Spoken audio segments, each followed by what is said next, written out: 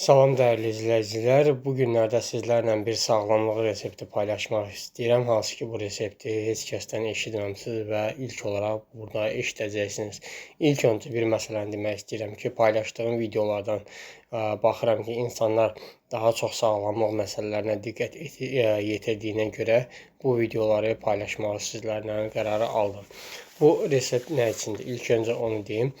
Bu resept saç tökülməsinə qarşı olan bir reseptdir. Hansı ki, saç tökülməsinin bir çox səbəbləri vardır. Birinci olaraq stress problemidir. İkinci olaraq vitamin çatışmamazlığıdır. Üçüncü olaraq da hormonal dəngə problemlərindən dolayı ola bilən problemlərdir və dördüncü olaraq da hamilə qadınlarda və süd verən analarda bu problemləri görünür. Bu günləri stresslə əlaqəli olan məsələlər üçün bir resept demək istəyirəm. Və bir məsələni də demək istəyirəm ki, antibiotik və kimyəvi dərmanlar istifadə edən insanlar ilk öncə bu reseptləri istifadə etməmişdən öncə həkimləri ilə danışsa faydalı olar. Bu təbii bitki çoban yastığı və dazotu bitkisidir. Bunları bir yerdə də içmək olar, amma ayrı-ayrılıqda içilsə daha yaxşı olar.